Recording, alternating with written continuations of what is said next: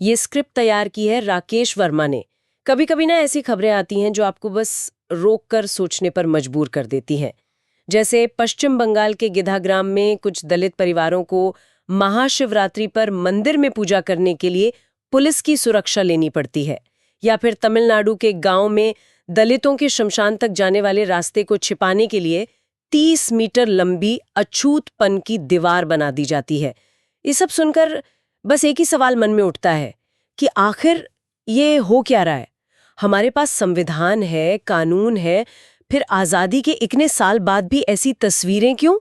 इसी सवाल का जवाब ढूंढने के लिए आज हम एक गहरी पड़ताल कर रहे हैं भारतीय संविधान के अनुच्छेद 17 की।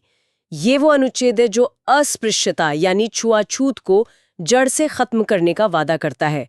आज हम ये समझने की कोशिश करेंगे कि इस शक्तिशाली कानून और समाज की इस कड़वी सच्चाई के बीच इतनी बड़ी खाई क्यों है। इसके लिए हम कानूनी दस्तावेज, गांधी और अंबेडकर की बहसें और आज की जमीनी हकीकत सबको खंगालेंगे। बिल्कुल सही कहा। और ये सिर्फ एक कानून की पड़ताल नहीं है, ये भारत के सामाजिक न्याय के वादे की पड़ताल है। हम देखेंगे कि कानून कागज पर क्या कहता है, उस कानून के पीछे की सोच क्या थी, और सबसे जरूरी वो कौन सी चुनौतियां हैं जिनकी वजह से ये आज भी पूरी तरह से जमीन पर नहीं उतर पाया है। ठीक है, तो चलिए शुरुआत कानून से ही करते हैं।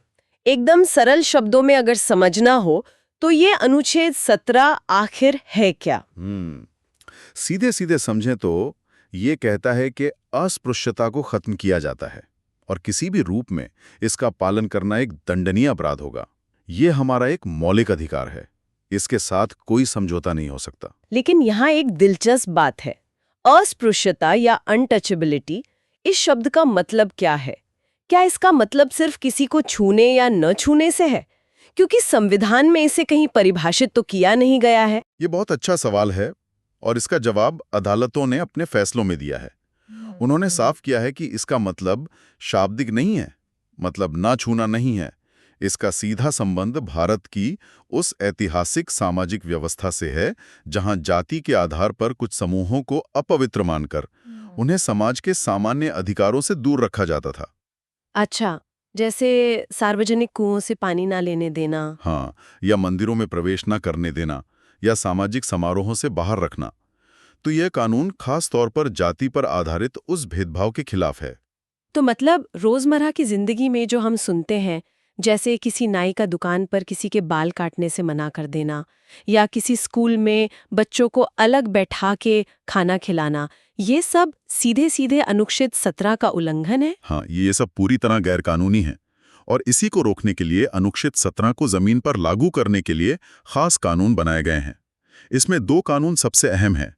पहला है नागरिक अधिकार संरक्षण अधिनियम 1955। ये शुरुआती कानून था। तो ये शायद उतना असरदार साबित नहीं हुआ। आप सही कह रही हैं। इसमें सजा और जुर्माना दोनों ही काफी कम थे और वो उस समय की जरूरत के हिसाब से नाकाफी साबित हुए। इसी कमी को महसूस करते हुए कई दशकों बाद एक बहुत ज्यादा मजबूत कानून लाया गया। एक मिनट, पहला कानून 1955 में आया और दूसरा जो ज्यादा मजबूत था वो 1989 में। मतलब अनुसूचित जाति और अनुसूचित जनजाति अत्याचार निवारण अधिनियम, जिसे हम पीओए एक्ट भी कहते हैं, इन दोनों के बीच 34 साल का फासला है। इन 3 दशकों में ऐसा क्या हुआ कि संसद को लगा कि एक बहुत ज्यादा सख्त कानून की जरूरत है? इन दशकों में यह साफ हो गया था कि छुआछूत सिर्फ एक सामाजिक बुराई नहीं है, ये हिंसा, अपमान और शोषण का एक क्रूर रूप ले चुकी थी।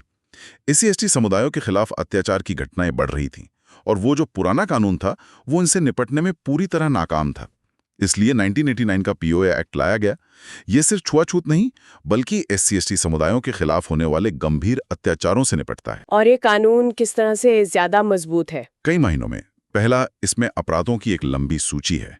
शारीरिक हिंसा से लेकर सार्वजनिक रूप से अपमानित करना, सामाजिक और आर्थिक बहिष्कार करना, ये सब इसके दायरे में आते हैं। दूसरा, मामलों की सुनवाई के लिए विशेष अदालतें यानी स्पेशल कोर्ट्स बनाने का प्रावधान है ताकि न्याय जल्दी मिले। और सजा भी सख्त है ना? हाँ, सजा बहुत सख्त है।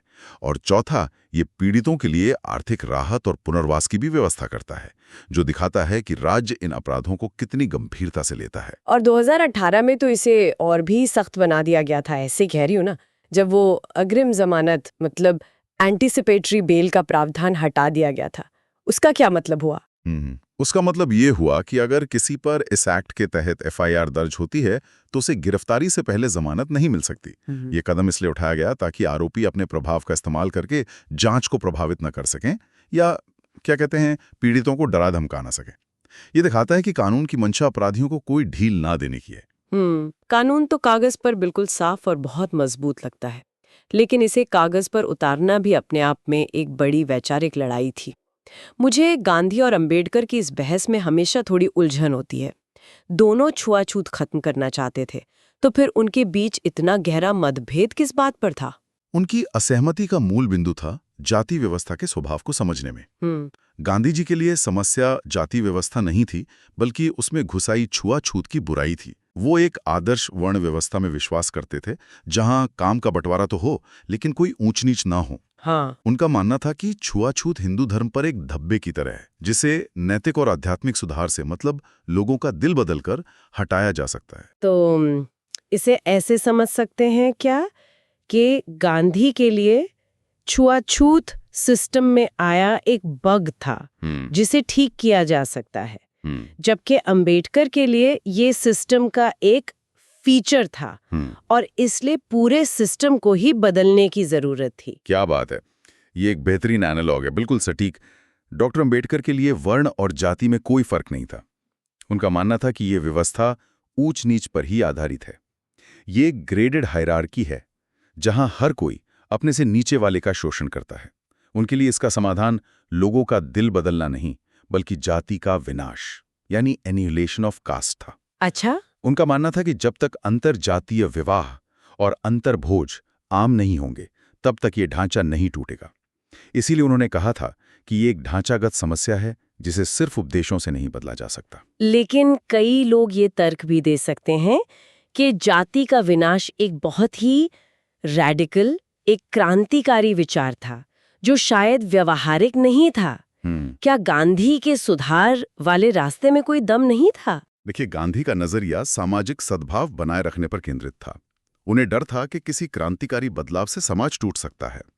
इसका सबसे बड़ा उदाहरण हमें 1932 के पृथक निर्वाचक मंडल, मतलब सेपरेट इलेक्टोरेट्स के विवाद में दिखता है।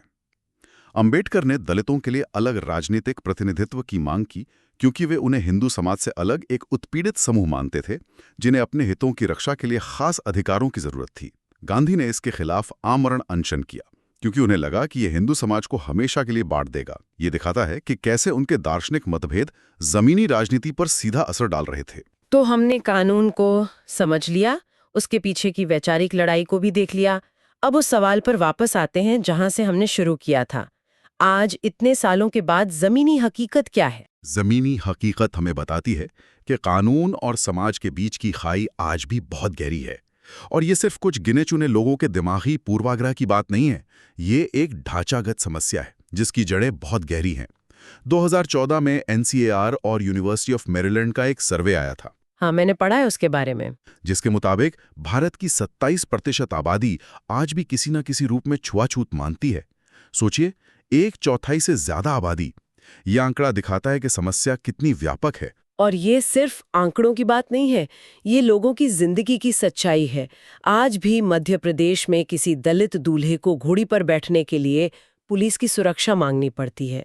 राजस्थान में एक दलित व्यक्ति के अंतिम संस्कार के जुलूस को उच्च जाति के लोग रोक देते हैं।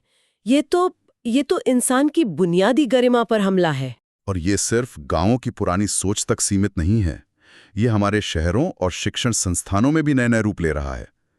तमिलनाडु के स्कूलों में ऐसी घटनाएं सामने आईं जहां छात्र अपनी जाति की पहचान के लिए अलग अलग रंग के कलाई बैंड पहनते हैं। हाँ।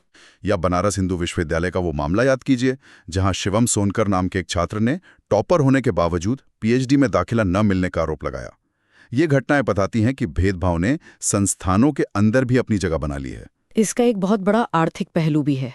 हाथ से मैला ढूंढने की प्रथा, उस पर कानूनन रोक है, लेकिन ये आज भी देश में जारी है। एक रिपोर्ट बताती है कि लगभग 92% सीवर और सेप्टिक टैंक कर्मचारी SC, ST और OBC समुदायों से आते हैं। ये तो डॉक्टर अंबेडकर की उस बात को सीधे सीधे सच साबित करता है कि जाति सिर्फ एक सामाजिक व्यवस्था नहीं, बल्कि आर्थिक शोषण का एक क्रूर तंत्र है। बिल्कुल। और जब इस शोषण के खिलाफ न्याय की बात आती है, तो तस्वीर और भी निराशाजनक हो जाती है। हाँ, मैं उसी पर आ रही थी। अगर पॉ एक्ट इतना सख्त कानून है तो फिर इसके तहत सजा मिलने की दर यानी कन्विक्शन रेट इतनी कम क्यों है? मैंने पढ़ा कि 2022 में ये गिरकर सिर्फ 32.4% रह गई थी और कुछ कार्यकर्ता तो इसे जमीनी स्तर पर 3-4% ही बताते हैं। इसकी कई जटिल वजह हैं। ये अक्सर सबूतों की कमी का मामला नहीं होता। कम कन्विक्शन रेट असल में हमारे सिस्टम की गहरी समस्याओं की ओर इशारा करता है। कई मामलों में गवाहों को गांव के प्रभावशाली लोगों द्वारा डराया धमकाया जाता है। पुलिस की तरफ से संस्थागत पूर्वाग्रह दिखता है, जहां एफआईआर दर्ज करने में आनाकानी की जाती है या जांच को कमजोर कर दिया जाता है। और पीड़ितों पर भी दबाव बनाया जाता होगा। हाँ, कई बार पीड़ितों पर ही मामला वापस लेने के लिए सामाजिक दबाव बनाया जाता है। तो कानून मजबूत है, लेकिन उसके आसपास का जो सामाजिक और प्रशासनिक ढांचा है वो अक्सर न्याय के खिलाफ काम करता है। ये तो बहुत ही निराशाजनक है। सामाजिक कार्यकर्ता बेजवाड़ा विल्सन का तो ये भी कहना है कि हाथ से मैला ढोने के खिलाफ जो कानून है उसके तहत आज तक एक भी दोष सिद्धि नहीं हुई है। ये सुनकर तो यकीन ही नहीं होता। यही वो खाई है जिसकी हम बात कर रहे हैं। इन आंकड़ों के पीछे उन परिवारों का दर्द और संघर्ष है जिनका न्याय का इंतजार कभी खत्म नहीं हुआ। कन्विक्शन रेट के बारे में बात करना आसान है, लेकिन उस नाइंसाफी को झेलना किसी के लिए भी बहुत पीड़ादायक होता है। तो आज हमने अनुच्छेद 17 के शक्तिशाली शब्दों से लेकर गांधी और अंबेडकर के गहरे वैचारिक मतभेदों और आज की कठोर जमीनी हकीकत तक का सफर तय किया। एक बात तो साफ है, कानून अपनी जगह मौजूद है और वो बहुत मजबूत है, लेकिन सदियों से चली आ रही सामाजिक सोच और उस पर टिके ढांचे को बदलना कहीं ज्यादा बड़ी और मुश्किल चुनौती है। हाँ, ये सच है। लेकिन यहाँ एक उम्मीद की किरण भी है, और वो है हमारे संविधान की अपनी प्रकृति। समय के साथ अनुच्छेद 17 की कानूनी व्याख्या का दायरा भी बढ़ रहा है। इसका सबसे बड़ा उदाहरण है सबरीमाला मंदिर का मामला।